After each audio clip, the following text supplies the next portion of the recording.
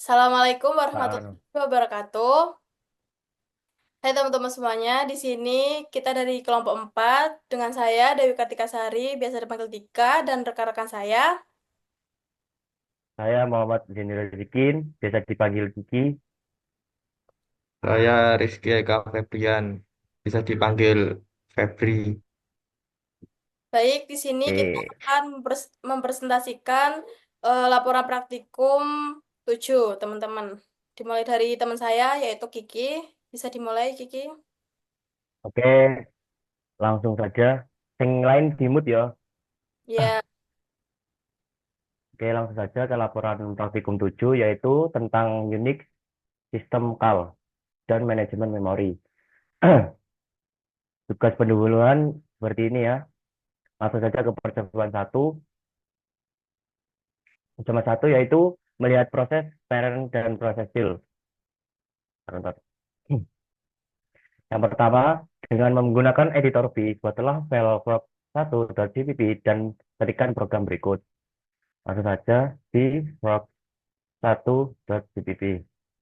Berhubung file frog1.cpp sudah saya pernah buat, jadi tampilannya maka seperti ini, sama seperti kode tersebut.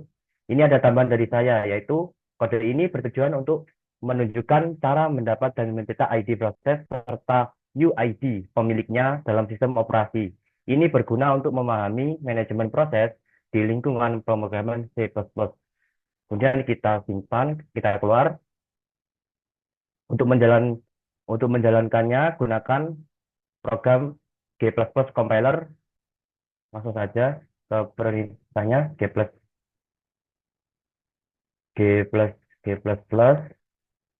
min o frog1 frog1.cpp. Oke, ini untuk memberikan izin, kemudian kita untuk menjalankannya isi dari frog1 dengan menggunakan perintah kayak gini. Frog1. Nah, isinya kurang lebih kayak gini ya, proses 598 dan lain-lain. Amati output yang dihasilkan. Ini ya, output yang dihasilkan. Kemudian untuk percobaan nomor 2, yaitu membuat dua proses terus-menerus dengan sebuah sistem alprog. Yang pertama, dengan menggunakan editor V buat program frog2.cpp. V frog2.cpp. Nah, program frog2 juga sudah saya buat ya, kurang lebih kayak gini untuk tampilannya. Kodenya juga sama seperti dari materi tersebut. Kode ini bertujuan untuk menunjukkan cara kerja proses dan pengolahan ID proses dalam pemrograman C++. Kemudian kita tutup untuk menjalankannya kurang lebih kayak tadi dengan memberikan izin terlebih dahulu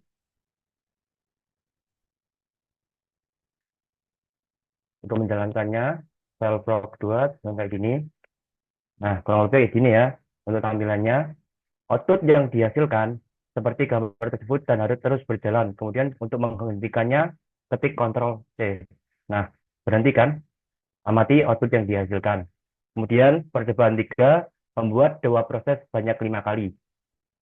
Dengan menggunakan editor V, gunakan perintah prog3. Kita buat terminal baru aja biar enak dilihat. V prog, prog, prog3 dot cpp. Nah, kurang lebih kayak gini ya. Untuk ini kebetulan udah saya buat juga kayak frog1 sama frog2. Kemudian ini untuk tambahan dari saya, kode ini menunjukkan cara kerja manajemen proses di Linux termasuk cara membuat dan mengidentifikasi proses menggunakan frog dan getbit. Kemudian kita keluar, kemudian kita beri izin terlebih dahulu kayak tadi g++ min o frog3 frog3.cpp. Oke, terus kita menjalankannya frog3. Nah, kurang lebih tampilannya kayak gini ya. Proses ini menciptakan proses baru menggunakan frog. Setelah frog dieksekusi, dua proses berjalan bersamaan. Proses ini mencetak PID mereka masing-masing. Amati output yang dihasilkan. Ini untuk outputnya dari frog3. Kemudian nomor ke percobaan 4 yaitu proses parent menunggu sinyal dari proses child dengan sistem call wait. Yang pertama, membuat file dengan file menggunakan frog4.cpp di frog4.cpp. Oke. Nah, tampilannya kayak gini ya. Ini kebetulan banyak banget untuk kodenya. Nah, kode ini di- tidak sama dengan materi yang diberikan sama Pak Alvin. Karena kode yang di materi ketika dijalankan atau ketika di run, maka outputnya seperti gambar di bawah ini. Banyak error. Oke. Kemudian kita keluar, kita berikan izin terlebih dahulu kayak yang sebelum-sebelumnya.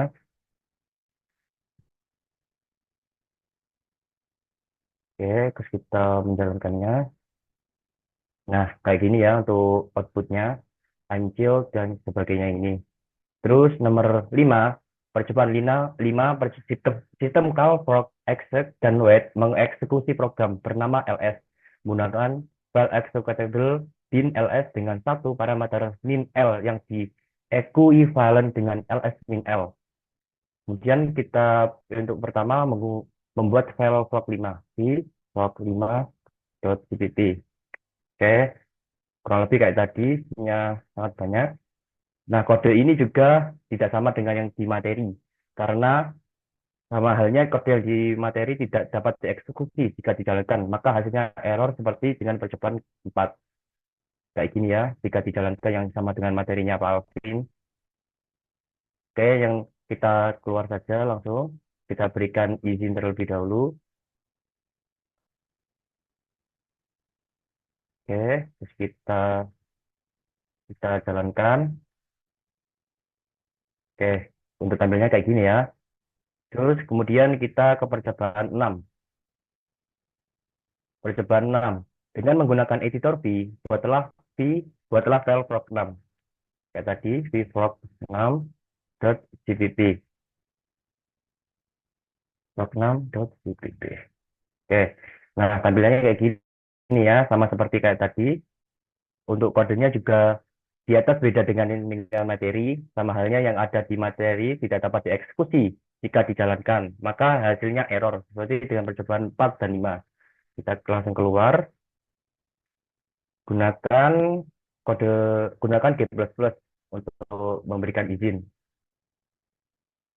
fork 6.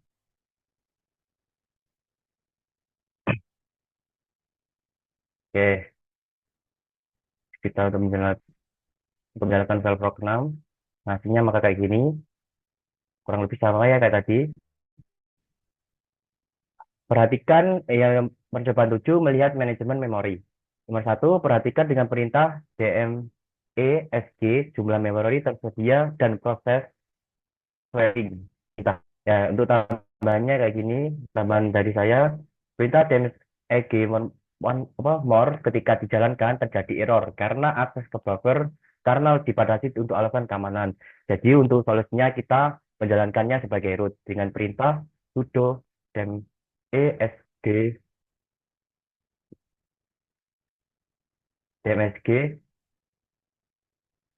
more.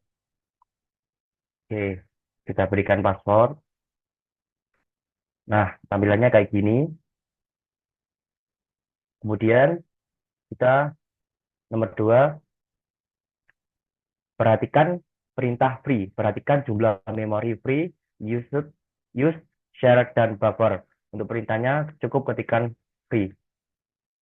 Oke. Ya, untuk kayak gini ya. Untuk output yang dihasilkan dari free. Kemudian nomor 3, dengan perintah di bawah ini, apakah hasilnya sama dengan nomor 2? Perintahnya get proc. Kita berikan slash dulu. Meminfo. Nah, maka apakah sama? Kurang lebih sama ya ini. Memori total sama swapnya sama ini. Memori total sama yang perintah free. Kemudian nomor 3 dengan perintah nomor 4 gunakan perintah L perintah di bawah ini. ls min l r.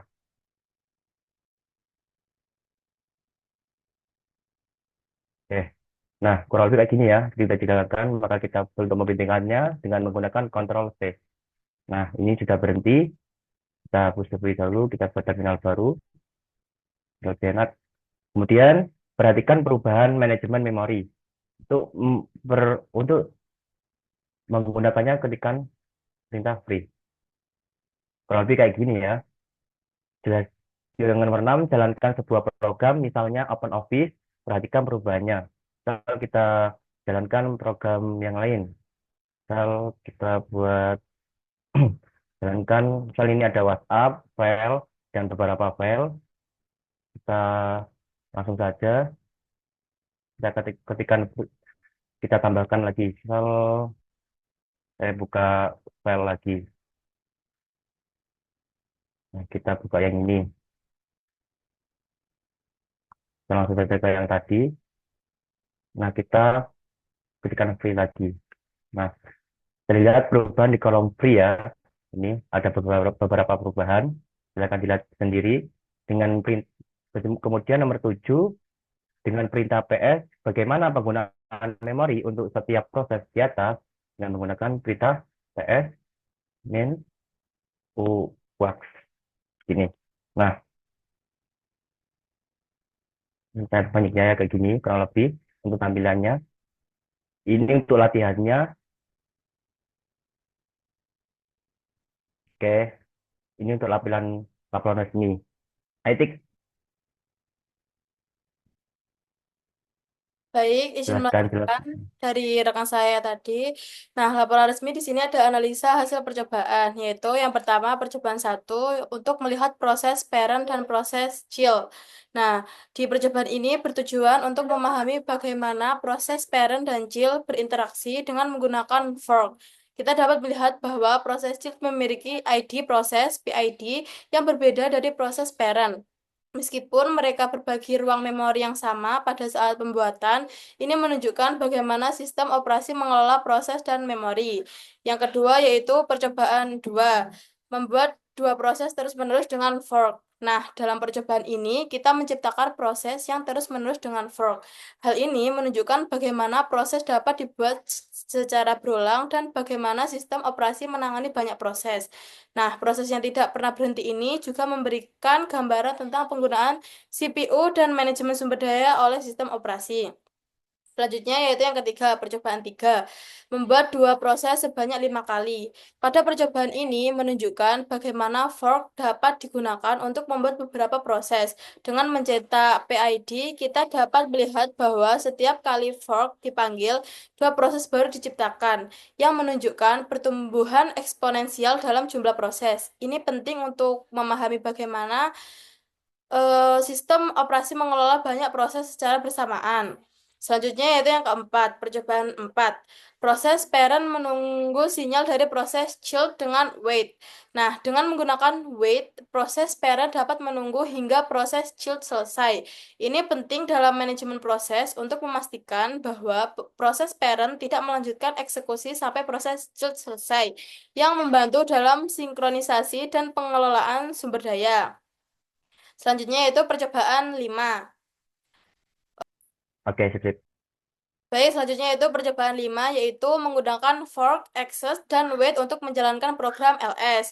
Selanjutnya yaitu percobaan 6 yaitu menjalankan program lain dengan fork, access, dan wait. Selanjutnya percobaan 7 yaitu melihat manajemen memori. Next.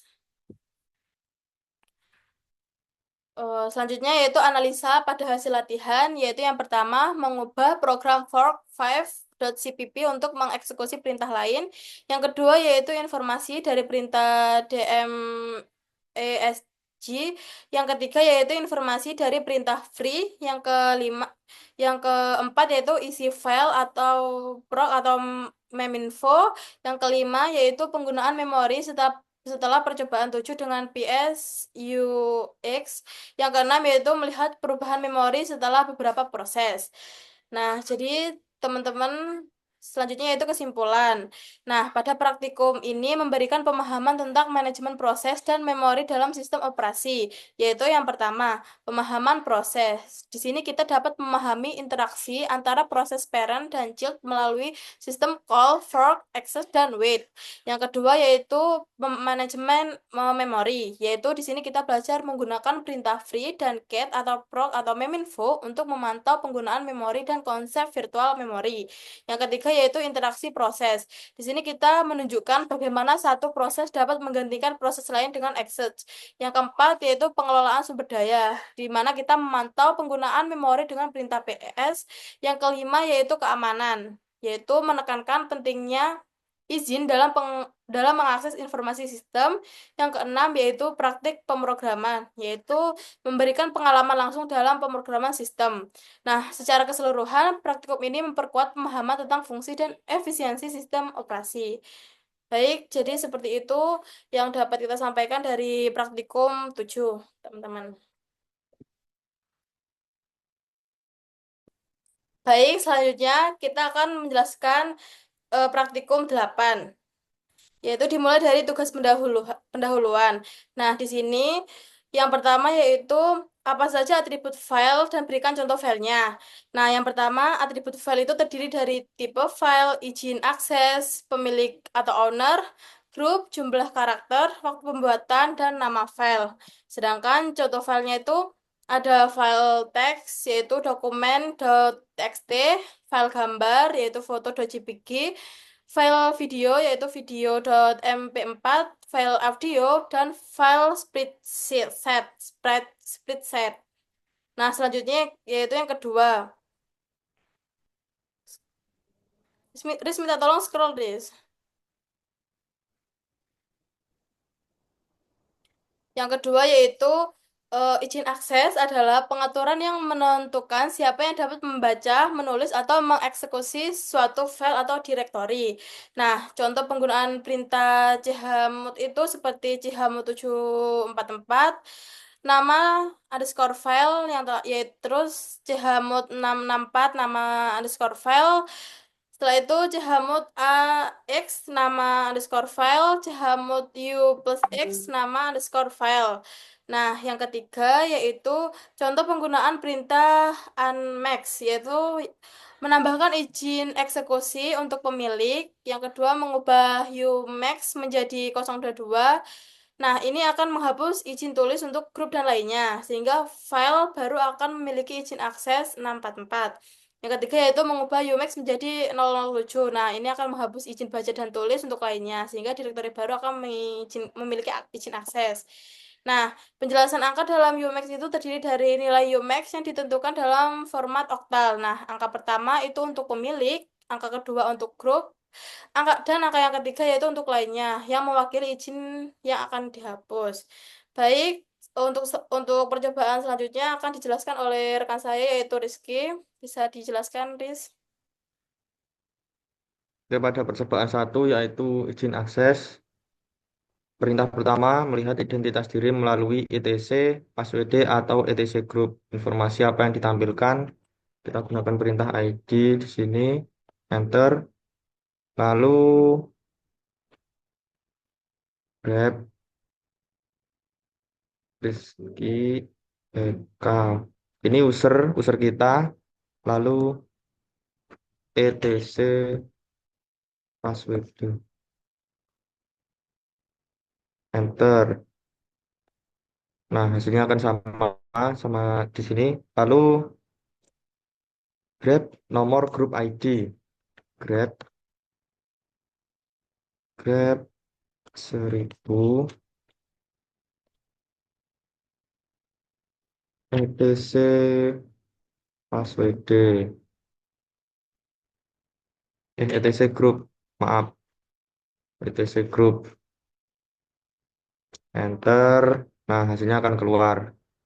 Lalu memeriksa direktori home menggunakan perintah ls main l d slash home slash user kita Rizky Eka.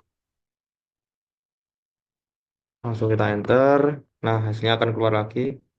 Lalu lanjut untuk mengubah izin akses Chmod. Perhatikan izin akses setiap perubahan. Kita pakai touch F1, F2, F3.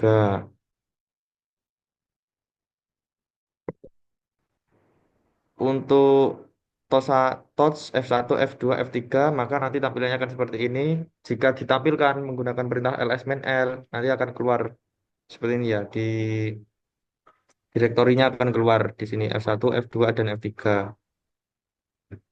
Lalu keempat, mengganti kepemilikan digunakan perintah count masuk ke root untuk mengganti kepemilikan tersebut. Kita masuk ke root dulu. Sudo su. Kita sudah masuk ke root, kita echo halo.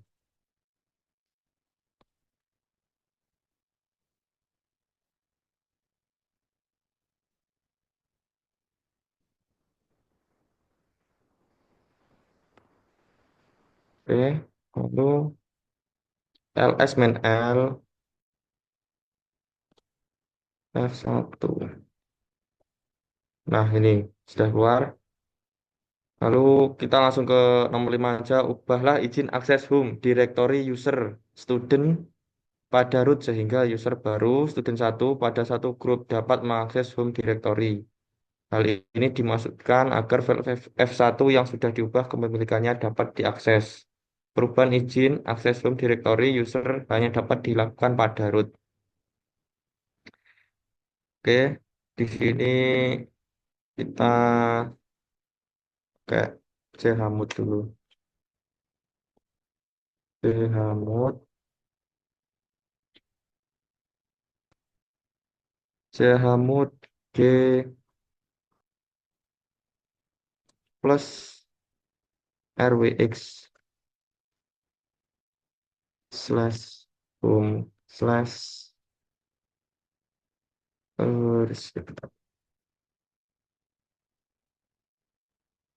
caf lalu ya sudah langsung enter. Lalu ls main l slash home. Nah, hasilnya akan keluar totalnya ada 4 di sini. Lalu kita exit exit. Sudah keluar dari root. Sekarang cobalah untuk substitute user ke user baru string 1. Cobalah untuk mengakses file F1 user baru. Hmm, kita pakai user yang satunya lagi.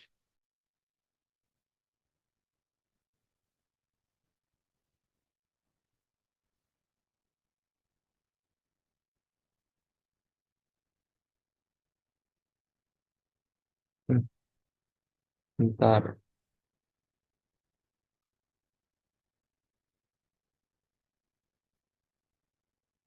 Ya, sudah masuk ke user yang satunya. Lalu langsung ke admin F1.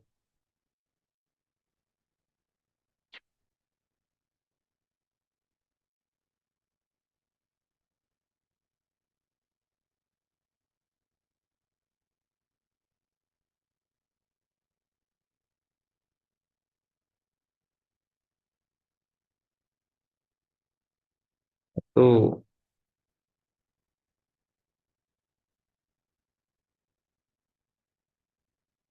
permission denied. Ini gak ada akses lagi nih. Langsung kita skip aja. Lalu mengubah grup dengan perintah chgrp.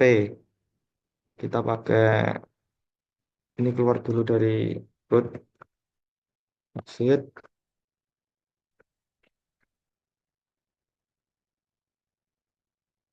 Kemudian grab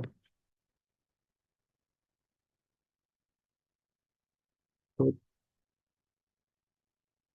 etc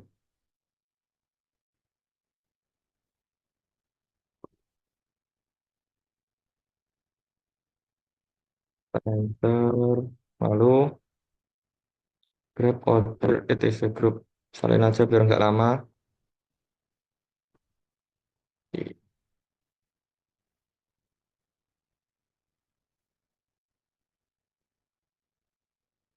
Enter. Lalu su.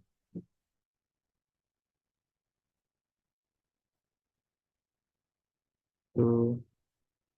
Su.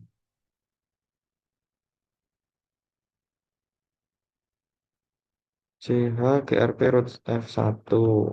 Ini paste. Enter. Lalu ls min ls ls satu. Enter. Nah, hasilnya akan keluar. Lalu langsung keluar aja exit.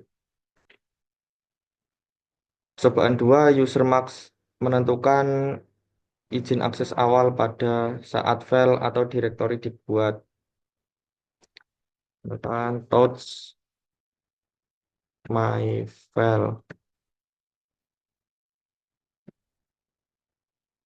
Lalu ls main l my file. Kita lihat.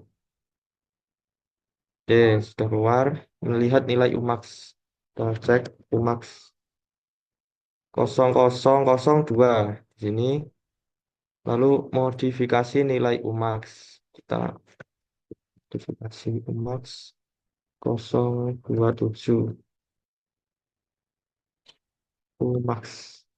Nah, umaxnya sudah berhasil kita modifikasi. Lalu kita buat lagi torch file baru. Kita mkdir menu. Mkdir.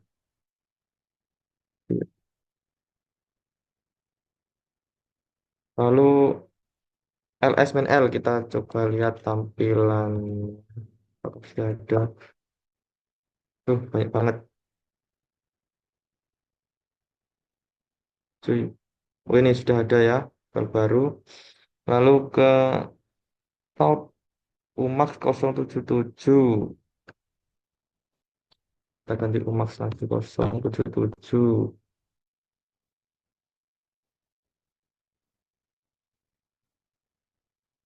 Oke, sudah. Lalu kita touch expel. Touch expense.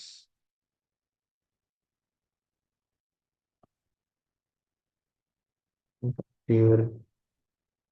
Extir. ls min l lagi. Oke. Oke, sudah ada nih. Ada di bawah sendiri nih ya. Lalu, oke, selanjutnya untuk latihan kira-kira seperti ini. Ada 6 soal. Ya, seperti inilah kira-kira. Lalu untuk analisa dan kesimpulan bisa dilanjutkan oleh rekan saya.